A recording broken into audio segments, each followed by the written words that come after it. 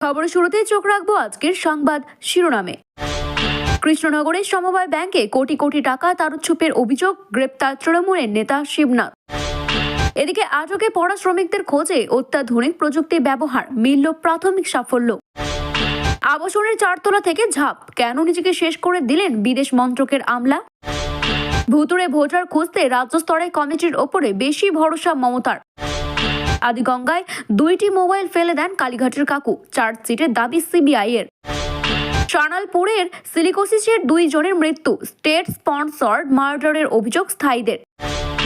ভিডিওটি ভালো লেগে থাকলে এইরকম আরও নতুন খবরের তথ্য জানতে চ্যানেলটিকে সাবস্ক্রাইব করুন এবং বেল আইকনটি ক্লিক করুন। ধন্যবাদ।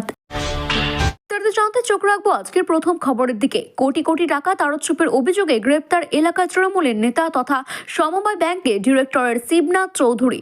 এর আগে শিবনাথ নদিয়ার এই ডিস্ট্রিক্ট সেন্ট্রাল কোঅপারেটিভ ব্যাংকের চেয়ারম্যান হিসেবে কর্মরত ছিলেন। তার বিরুদ্ধে প্রায় 14 কোটি টাকা জালিয়াতির অভিযোগ করেন ব্যাংকেরই এক গ্রাহক। এরপরে শুক্রবার সকালে তৃণমূল নেতাকে তার বাড়ি থেকে গ্রেপ্তার করে কোতোয়ালি থানার পুলিশ। বর্তমানে তিনি ব্যাংকের অন্যতম ডিরেক্টর হিসেবে কাজ করছেন। ব্যাংকের গ্রাহক নন্দিতা দাস কালীনগর সোসাইটির সদস্য।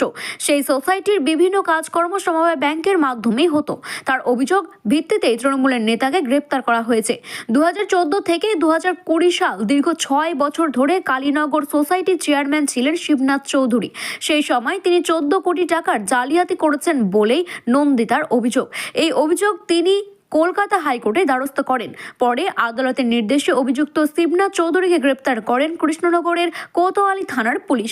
শুধু টাকার তারুচ্ছুপি নয়, মহিলাদের সঙ্গে অশ্লীলতা ব্যবহারের অভিযোগ উঠেছে তৃণমূল নেতার বিরুদ্ধে।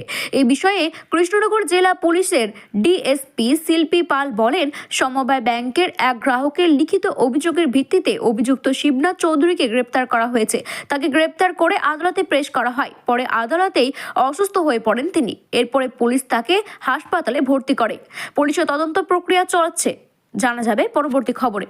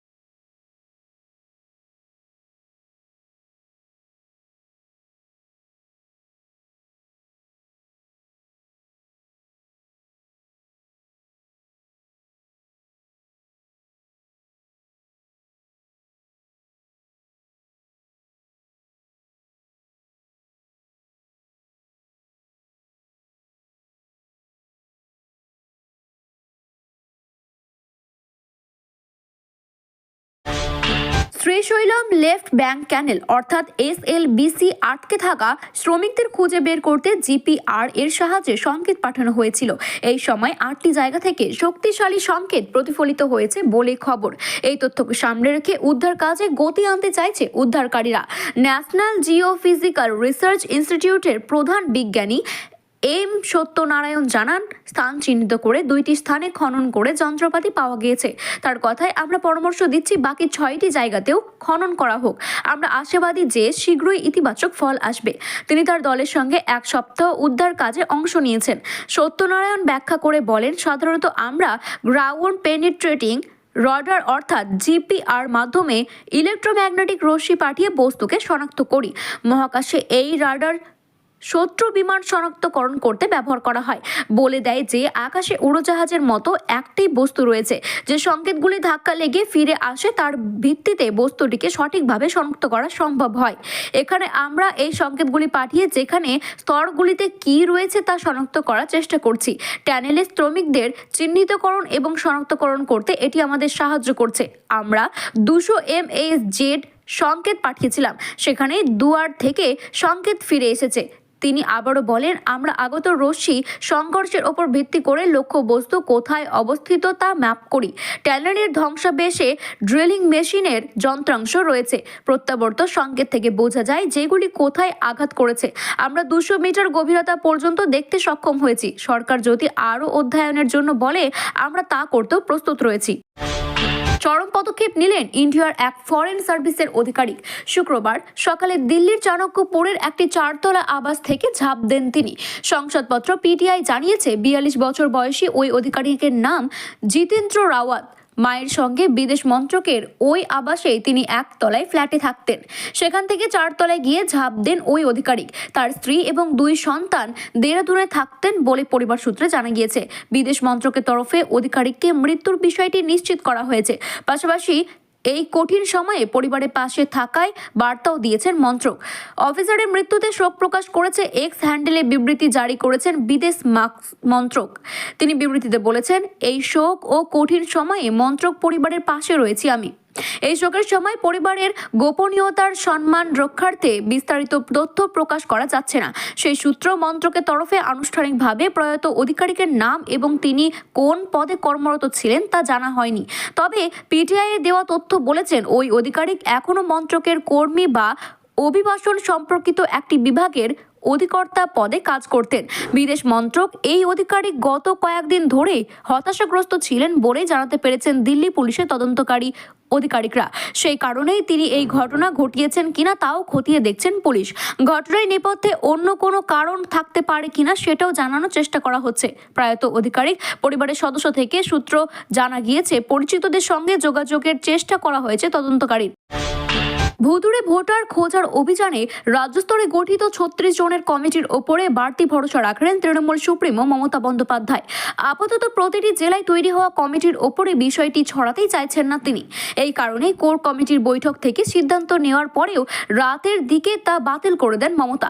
কিন্তু কেন এমন পদক্ষেপ, আসুন জেনে নিই। জনসংযোগে এই রাজ্যের বিভিন্ন জনমুখী প্রকল্প মানুষের কাছে পৌঁছে দিতে প্রচার অভিযানে দায়িত্বে আলাদা করে জেলা কমিটিগুলিকে গঠন করেছিলেন মমতা বন্দ্যোপাধ্যায়। কিন্তু দিনের শেষে দেখা যায় তাতে আকাঙ্ক্ষিত লক্ষ্যে পৌঁছানো যায়নি। সে অবস্থায় ভুয়ো ভোটার সংক্রান্ত বিষয়গুলি আলাদা করে জেলার নেতৃত্ব বা কোর কমিটির ওপরে ছাড়তে রাজি নন মুখ্যমন্ত্রী মমতা বন্দ্যোপাধ্যায়। তাই জেলায় জেলায় কোর কমিটি নয়, বরং তার গড়ে দেওয়ার রাজ্য স্তরে কোর কমিটির ওপরে বাড়তি ভরসা রাখছেন তৃণমূলের সভানেত্রী। সেই কারণে তিনি জেলা স্তরে কমিটি গঠনের বিষয়টি আপাতত স্থগিত রাখার নির্দেশ দিয়েছেন। উল্লেখ্য, মমতা বন্দ্যোপাধ্যায় নির্দেশের ভুতুড়ে ভোটার নিয়ে তৈরি হওয়া কোর কমিটি বৃহস্পতিবার বৈঠকে বসেছিলেন। এই নেতৃত্বে ছিলেন তৃণমূল কংগ্রেসের রাজ্য সভাপতি সুব্রত বক্সী। সেই বৈঠক থেকেই জেলায় জেলায় রাজ্য স্তরে কোর কমিটি, আদালতে কোর কমিটির গঠনের নির্দেশ দিয়েছিলেন তিনি। কিন্তু রাতেই সেই সিদ্ধান্ত বাতিল করে দেন মমতা বন্দ্যোপাধ্যায়। এদিকে চলছে নিয়োগ দুর্নীতি কাণ্ডের সিবিআই ও ইডির তদন্ত। অন্যদিকে একই সময়ে 2টি মোবাইল আদিগঙ্গায় ছুঁড়ে ফেলে দিলেন সুজয় কৃষ্ণ ভদ্র উর্ফে কালীঘাটের কাকু। তদন্তে এমনই তথ্য উঠে আসছে সিবিআই এর হাতে। সম্প্রতি সিবিআই তরফে নিয়োগ দুর্নীতি মামলায় যে চার্জশিট পেশ করা হয়েছে সেখানে তার বিষয়টি উল্লেখ করা হয়েছে বলে জানা গিয়েছে। উল্লেখ্য, কালীঘাটের কাকুকে এই মামলায় ইডি ও সিবিআই গ্রেপ্তার করেছেন। 2টি তদন্তকারী সংস্থায় তার কণ্ঠস্বরে নমুনা সংগ্রহ করছেন। সেখান থেকেও একাধিক তথ্য সামনে এসেছে। তাছাড়া আরও অন্য তথ্য হাতে পেয়েছেন তদন্তকারীরা। চার্জশিটে সিবিআই তরফে সবকিছুই উল্লেখ করা হয়েছে। তার মধ্যে অন্যতম ফোন ফেলে দেওয়ার ঘটনাটি। অর্থাৎ সিবিআই দাবি, তদন্তের কথা জানতে পেরে 2টি মোবাইল আদিগঙ্গায় ফেলে দেন সুজয় কৃষ্ণ ভদ্র। সেখান থেকে সিবিআই এর অনুমান ওই মোবাইল নিয়োগ দুর্নীতির সংক্রান্ত গুরুত্বপূর্ণ তথ্য ছিল, সেই কারণেই তা ফেলে দেওয়া হয়েছে।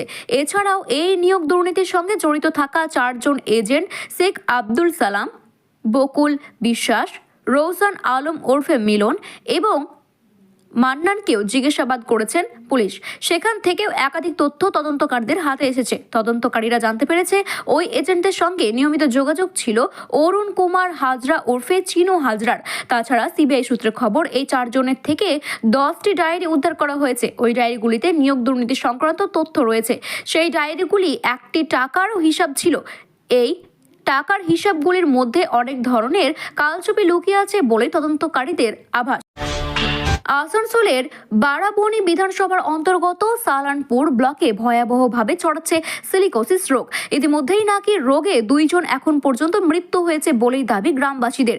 যদিও সরকারের পক্ষ থেকে মৃতবাসীকে সিলিকোসিস রোগী বলে পরিচয় দেওয়া হয়নি, তবে টিবি রোগী বলে আখ্যা দেওয়া হয়েছে তাকে। বর্তমানে 4 জন রোগীকে সরকারের পক্ষ থেকে সিলিকোসিস রোগী হিসেবে পরিচয় দেওয়া হয়েছে, যার মধ্যে একজন আসানসোল জেলা হাসপাতালে ক্রিটিক্যাল কেয়ার ইউনিটে ভর্তি। কিন্তু বাসিন্দাদের দাবি, ওই গ্রামের বহু মানুষই সিলিকোসিসে আক্রান্ত, যেটি ঢাকতে চাইছে সরকার। বিষয়টি নিয়ে প্রতিবাদে সামিল হয়েছেন আসানসোল দক্ষিণ কেন্দ্রের বিধায়ক অগ্নিমিত্রা পাল। গ্রামবাসীরা দাবি করেছেন এটি কার্যত স্টেট স্পন্সর্ড মার্ডার হচ্ছে। সালানপুরের বিস্তীর্ণ এলাকায় গড়ে উঠেছিল শিল্প ক্লাস্টার। প্রচুর পরিমাণের সেরামিকের কারখানায় তৈরি হয়েছিল সেখানে। এছাড়াও রয়েছে পাথর এবং বিভিন্ন ধরনের জিনিসের ধ্বংসাবশেষ, যা থেকে ফাইন ধুলো ওড়ে। এই ফাইন ধুলোর বুকে ফুসফুসে জমা হচ্ছে এবং সেই কারণে সিলিকোসিস রোগের ধারণা। গ্রামবাসীদের দাবি, অনেকে এই রোগে আক্রান্ত, কিন্তু সরকারি হাসপাতালের পরীক্ষা করাকালীন তাদের সিলিকোসিস রোগী বলে চিহ্নিত করা হচ্ছে না। অথচ সরকারি হাসপাতালে তাদের পরীক্ষা করলে সহজে ধরা পড়ছে ওই রোগী সিলিকোসিসে আক্রান্ত। ইতিমধ্যেই 2 জনের মৃত্যু হয়েছে বলেও দাবি। স্থানীয়দের অভিযোগ, ওই 2 জন সিলিকোসিস রোগে আক্রান্ত ছিল, কিন্তু সরকার এই ঘটনা ধামাচাপা দিতে চাইছে।